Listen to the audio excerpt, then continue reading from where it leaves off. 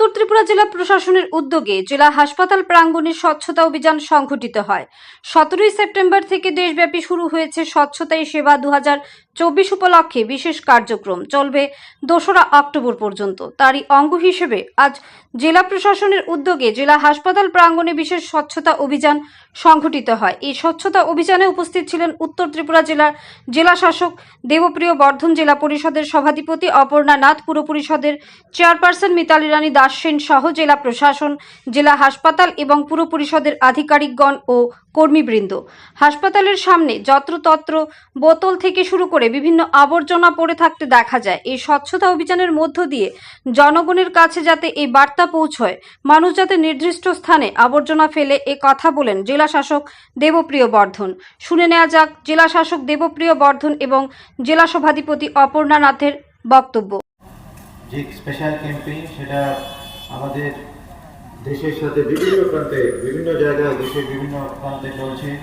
সেখানে আমরাও আমাদের এই উত্তর ত্রিপুরা জেলায় এই কর্মসূচি আমরা প্রত্যেক গ্রাম, প্রত্যেক নগর পঞ্চায়েত আর মিউনিসিপ্যালিটির ওয়ার্ডের মাধ্যমে আমরা সমস্ত জায়গায় আমরা এই ক্যাম্পেইন আমরা চালিয়ে যাচ্ছি। আজকের এই স্বচ্ছতা অভিযান যেটা যৌথভাবে মানে আমাদের ডিস্ট্রিক্ট অ্যাডমিনিস্ট্রেশনের অফিস অফ ডিএমএন কালেক্টরের তরফ থেকে আর মিউনিসিপ্যালিটি ধর্মনগর মিউনিসিপ্যাল কাউন্সিলের যৌথ উদ্যোগে সেটা করা হচ্ছে।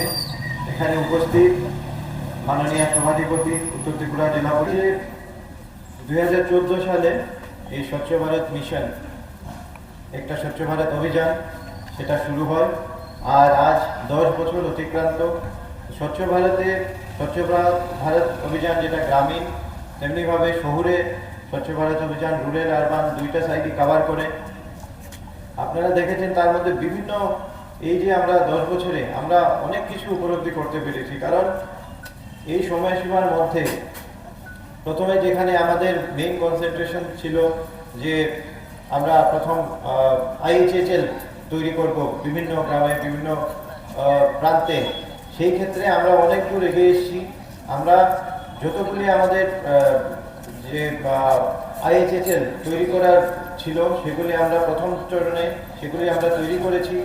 এখন স্বচ্ছ ভারত মিশন ফেজ 2 আমরা বলি যে ফেজ 2 এটা চলছে। ফেজ 2-র মধ্যে প্রথমে যখন ছিল ফেজ 1-এ মূল যে ইন্ডিয়ান হাউস হোল্ড ল্যাট্রিন যেটা আমরা বলি টয়লেট, সেটা নির্মাণের যেটা ছিল মূল লক্ষ্য, তার প্রতি সেটা ছিল যে সমাজের মধ্যে একটা সচেতনতা জাগানো স্বচ্ছতার প্রতি, ক্লিনলিনেসের প্রতি। তো সেই জিনিসটা যেমন হয়েছে, এখন আমরা ফেজ 2-তে বলছি না, আমরা সেটারও ঊর্ধ্বে আমরা আরও বেশি সেটা করব। সেটা কিসের মাধ্যমে আমরা করব? সেটা করব আমরা সলিড লিকুইড ওয়েস্ট ম্যানেজমেন্টের মাধ্যমে।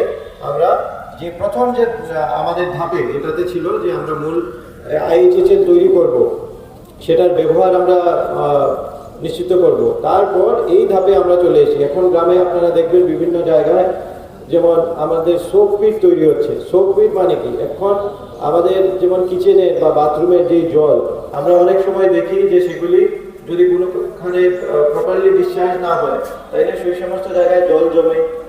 আপনারা যারা এখানে ডিস্ট্রিক্ট হসপিটালের অফিসিয়াল, আপনারা যারা এখানে পার্টিসিপেট করছেন, আপনারা জানেন এই সমস্ত জায়গাতে জল জমে। আপনারা সবসময় সেটা কিভাবে আপনারা প্রিভেন্ট করবেন সেটার ব্যাপারে আপনারা চিন্তা ভাবনা করেন।